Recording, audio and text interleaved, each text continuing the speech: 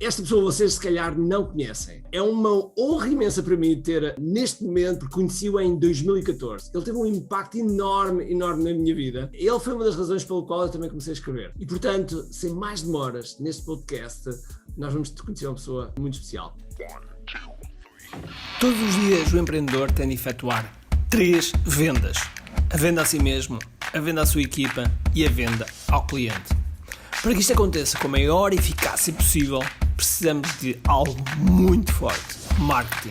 Marketing é a única resposta possível para fazer crescer pequenas empresas que não têm o músculo financeiro para enfrentar os tubarões do mercado. Por isso, a pergunta é: como é que podemos fazer um marketing que seja poderoso e ao mesmo tempo não esvazie os nossos bolsos?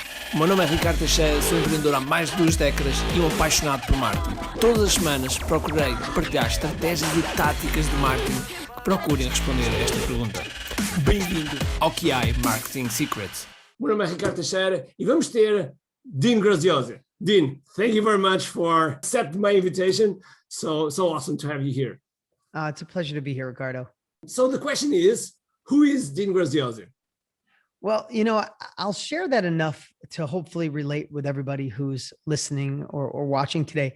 First off, I want to tell you, I understand you have lots of choices to listen to and podcasts. So if you're here with Ricardo and I, we're really going to light it up today. And my whole desire is to serve and share things I've experienced, because in certain areas, you probably know way more than me. But if it's time for you to get online, to create a product or a course, or to market online, that's been my expertise for over, 3 decades, over 30 years. And it's been my obsession. So who is Dean Graziosi? I think I'll make this real simple: is someone who watched his parents work very hard to have nothing. My grandparents came from Italy. But by the time it got to my parents, they were just really good, hardworking people, but always struggled financially. And because they worked so hard and didn't have much money, it also caused a lot of stress in their life. My parents were married and divorced multiple times.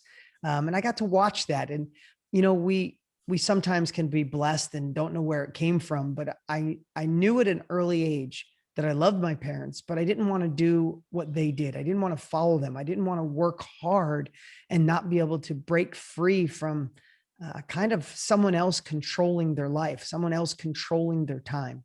So what does that mean? By 17 years old, I started a firewood business, meaning I cut down trees and delivered firewood for people with wood stoves and fireplaces. And then I started fixing cars that were wrecked, and I had a collision shop, and then a tow truck company where I'd go tow wrecked cars, and all those very, very blue collar, hardworking stuff. But I share that because I know what it's like to be working really hard and want another level, work really hard and want to build another level of security in case the world goes sideways or haywire like it has. I know what it's like to also have envy of other people seemingly getting ahead, and you wonder, how the heck did they do that? I want to do that.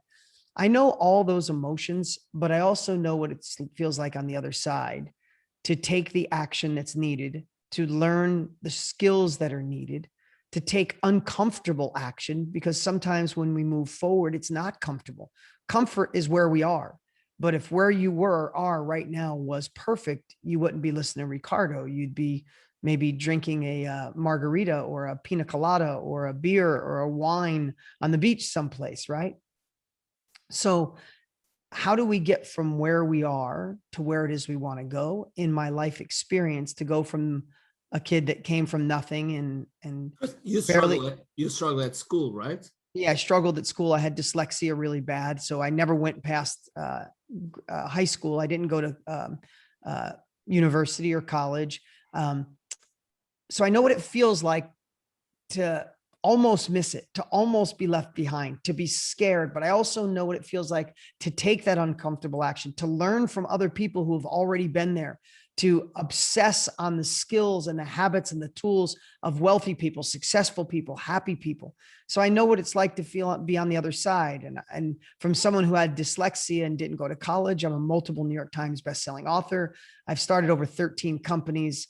I'm married to the woman of my dreams. I have 3 amazing children. I've had more success than I could have ever imagined possible. I get to partner with cool people like my dear friend, Tony Robbins, and spend time with people like Richard Branson. And that sounds really cool, but no one in a million years would have ever thought that this kid from a little town with nothing, could be there.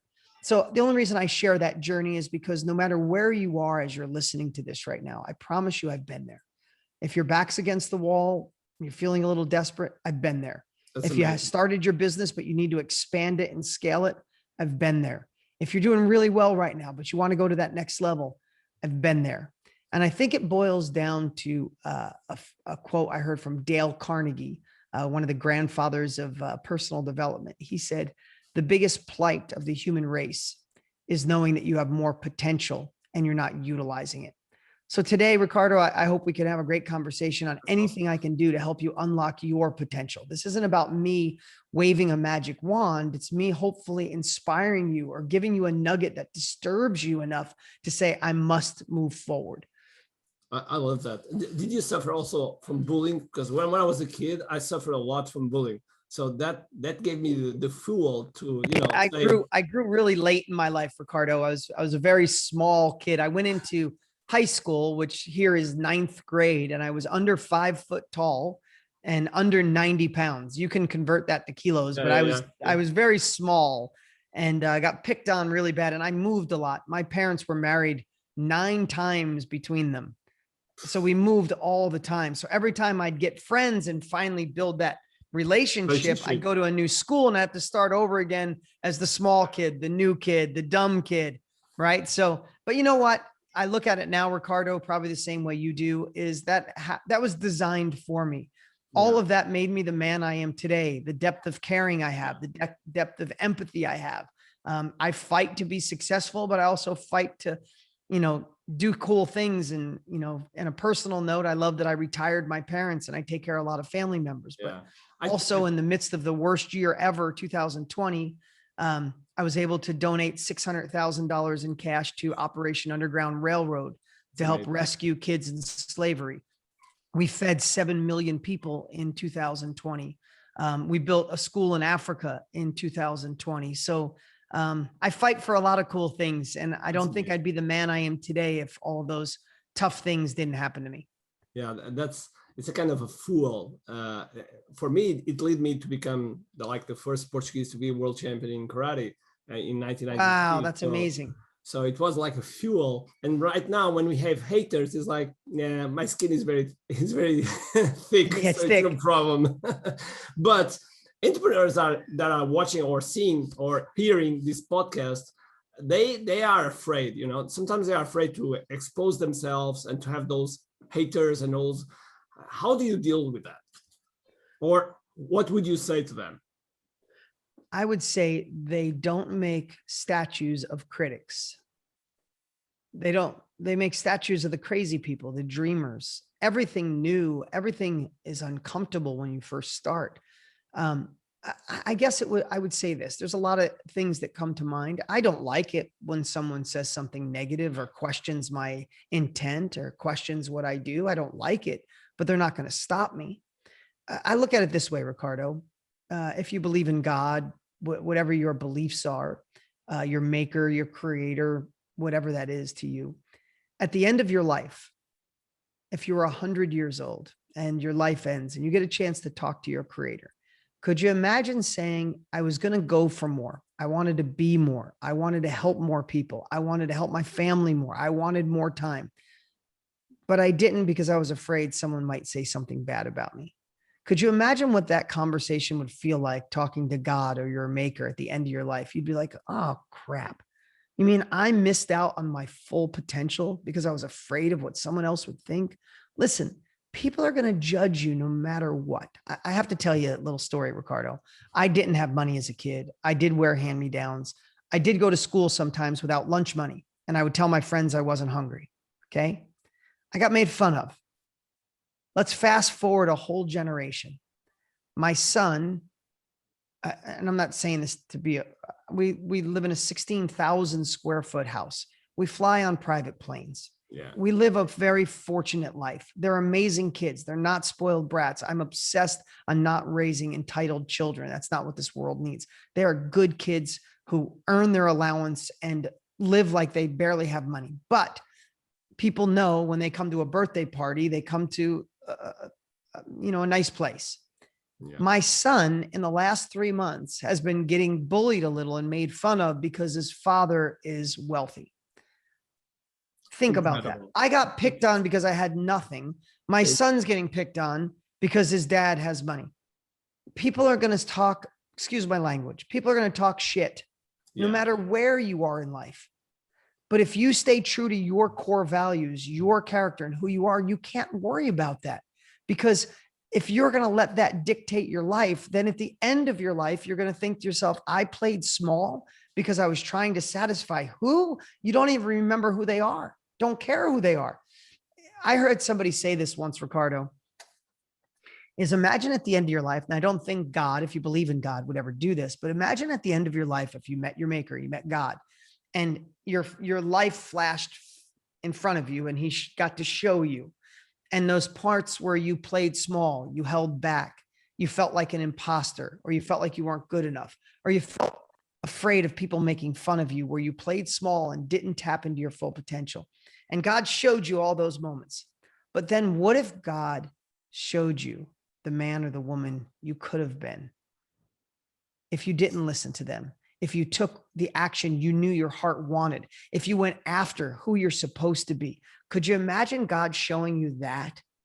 All you'd want to do is go back and say, who gives a crap about what people think? I want to go after my goals, my dreams.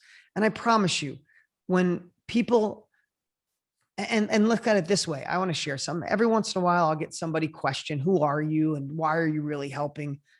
But go on my social media. I get tens of thousands of comments of people saying thank you every single week. So if I get tens of thousands of positive comments every single week, and 2 people a week question me or call me whatever they want to call me, I feel bad for them. And I feel really fortunate that I get to serve and help the rest of them. That's amazing. So one of the things that this book is amazing. You have here a sentence what I like, which is transparency and trust always wins. And usually entrepreneurs look to marketing as a way of, sometimes they look like a scheme, like a way of manipulating. Yes, I think that's the word. So could you just develop a little bit about this? Because I love this. I always, when I do a launch, in the first minute, I say that I'm going to sell them, but because selling is a service. And so I really believe this. Well, Ricardo, you can tell that you already understand that selling is a service. So let me just ask you a question. You have that book in your hands. I think there's a Portuguese version of it too. No, I don't have it. Yeah, I'll make sure you get it. Okay, cool. I'll make sure you get it. So let me just ask you, you read the book, correct? Okay. Was there anything, even one thing in that book that helped your life, shifted, that you're glad you read it? Well, that was the one, because I really put the point. This one. Yeah. So that book went on to sell almost 1 million copies. And I've had more positive feedback about that book than any book I've ever written. So let's use that as an example. Did you know in Barnes and Noble, the biggest bookstore here in America, hundreds of thousands of books. When you walk in the door, it's 2 stories of nothing but books. I want you to hear this. Hundreds of thousands of books. Could you imagine the amount of hours it took to write all those books? The energy, the effort, the editing, the sleepless nights, all the things you had to do. Did you know that 80% of all the books in that store sell under 100 copies? Did you know out of the 20% that sold more than 100, 80% of those sell less than 1,000 copies? Oh. Here's what I want to share. Is those books have so many incredible stories that could take you on an adventure, could solve problems, help your allergies, eat better, fix your marriage, be a better parent, go on a journey of imagination. And no one read them because they didn't sell them. You can't serve someone, you can't help somebody unless you figure out a way to get them to ethically say yes. You said something, selling is service. When that book came out, Ricardo, I don't know if I'm sure you have, I had online advertising everywhere, all around the world for that book. And sometimes people would say, oh man, too many ads. That's not the way I look at it. I can't serve someone with the words on those pages, the experiences I've had, unless they read the book. So if I can't help them unless they read the book, I must do everything in my power to get someone to get it. That's not selling, that's service. It took me 30 years of being an entrepreneur to be able to write that book. 30 years of failure, 30 years of success, 30 years of wrong decisions, 30 years of right decisions, 30 years of going down the wrong road and realizing I screwed up and have to come back and start over. All of that 30 years of experience is packed into one book.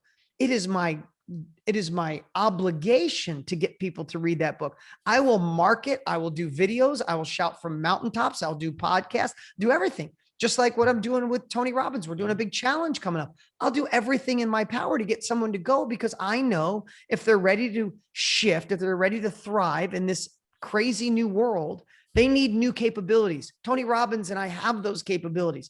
I'll do everything in my power to get someone to go, because in my head, which I know is true, I'm doing them a disservice if they don't get it. Listen, everybody always asks, how did you stay relevant for all these years? I've been in this industry for a long time.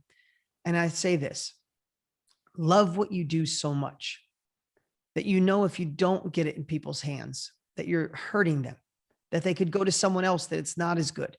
And when you look through that lens, then marketing becomes something so magical, something that you can't wait to do. I'm going to share one more thing, Ricardo. Think about this. Ricardo, do you love when you get a really great meal? As a European, you probably like a great meal. We have a lot. Yeah, in Portugal, we have a very good meals. Right. And can you think of a place that you go to when you've just had a meal that's just so good? Every bite is just amazing. And they bring the next course and it's amazing. When you have that, let me ask you something else. Do you have someone in your life, a friend, a family member, that when you have a meal that good, you tell them about it? Yeah. Yeah. Right. And when you tell them about it, are you excited to share it with them? Of course. Yeah. And the eyes always shine. And yeah, the eyes are shining. And I wish I could say we have the taste. As we are telling, we have the taste. Yeah, I wish I could say it in Portuguese, but I could picture that passion. I could picture my Italian relatives sharing a restaurant or food they like, and their hands are moving and their eyes are wide open. And they're saying, oh, and the way the pasta was al dente and it was perfect and all this stuff, right? And it's Italian, yeah. And the restaurant that is in my mind, it's Italian. Yeah. So, okay. So think about this. When you share that with someone, are you trying to hurt them, or do you want them to have that same experience? Same experience. Right. And are you getting paid for it, or you just want them to go there and eat that pasta and have that great feeling? Right. Yeah. Okay. So I want you to think about something. When you do that, you are selling them to go to that restaurant, because you know it will give them an experience they love and you want them to feel it. True? True.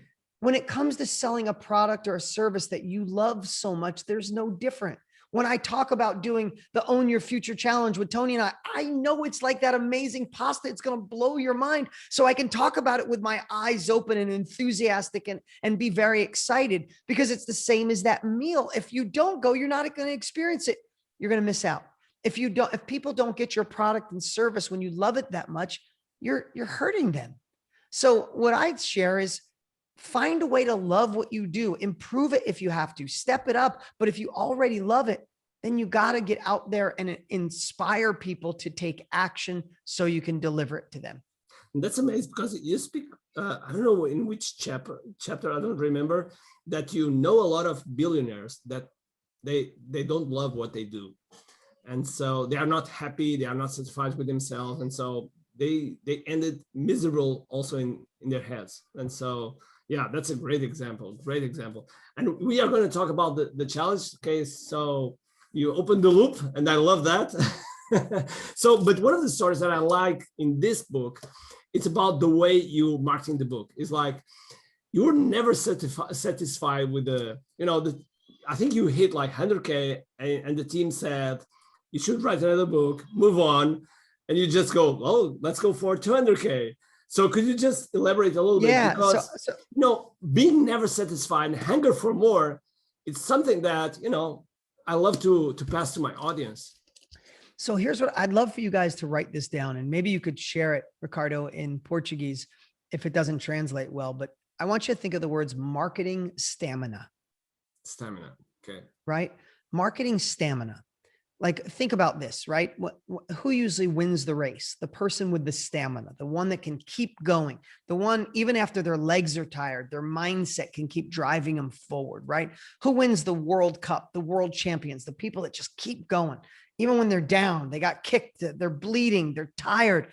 Who wins? Those with stamina. I want you to look through the lens of marketing with that same word attached to it.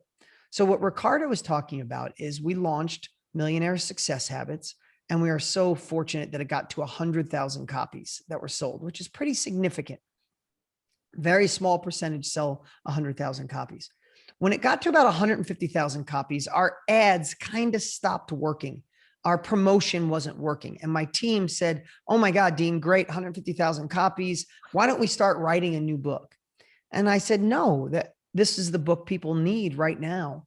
So instead of writing a new book and doing the new marketing and all that kind of stuff for something new, and new cover and new pages and new editor, I just had the stamina to keep going with my marketing, to try something new, to go after new audiences, completely shift my messaging, to talk to different people, shoot new ads, film new videos, do new podcasts. And all of a sudden, around 175,000 copies, it caught wind again and blew right past 250, 300,000 copies.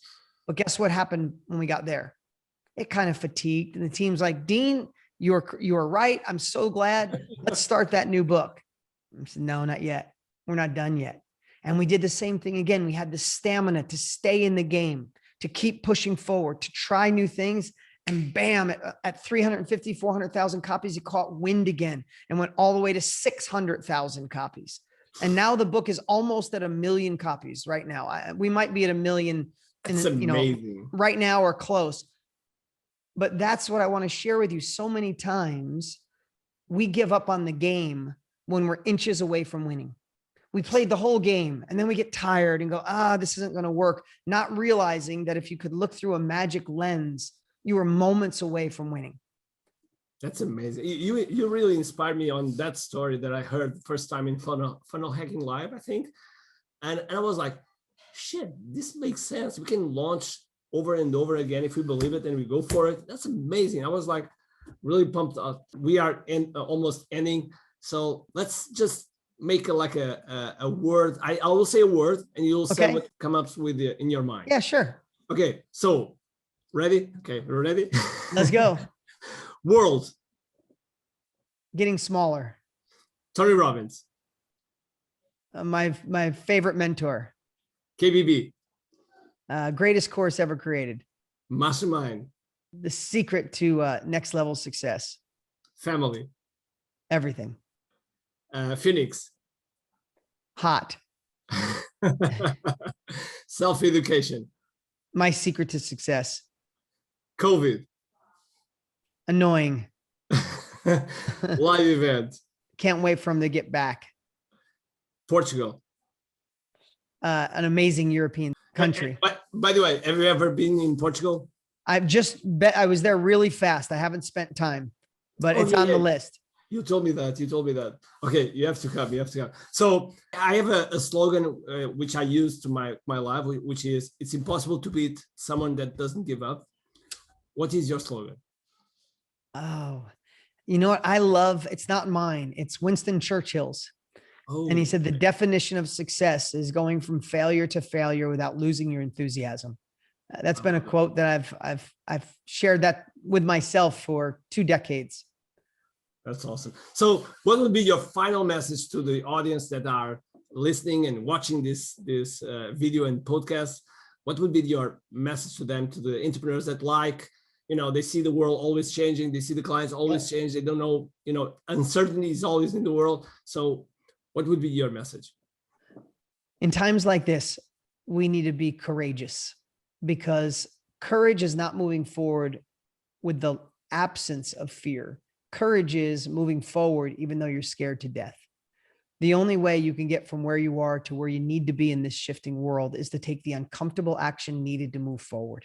Don't take it on your own in most cases, meaning gain capabilities, gain knowledge, gain wisdom, gain experience from someone who's already been there, who's already created the path, who's already been through the experience you want. But once you get that knowledge, don't sit on it. move, take uncomfortable action, and be the role model and leader that your family needs. That's amazing. Thank you very much, Dean. It was a huge, huge honor and pleasure. It's amazing how the circle usually closes when we, meet someone and then we have the opportunity to talk about it. I had the same thing with Jay Abraham also. It was amazing. And so thank you very much for being here, and thank you for being who you are and the impact that you are having in the world. And, whatever I can, I will always try to support as much as possible. Thank you. Thank you so much, Ricardo. Thank you for an amazing interview. Thanks for all you do for the world. And thanks everybody for listening. Espero que tenham um grande dia, cheio de força e energia. E acima de tudo, comente aqui. Tchau. Awesome.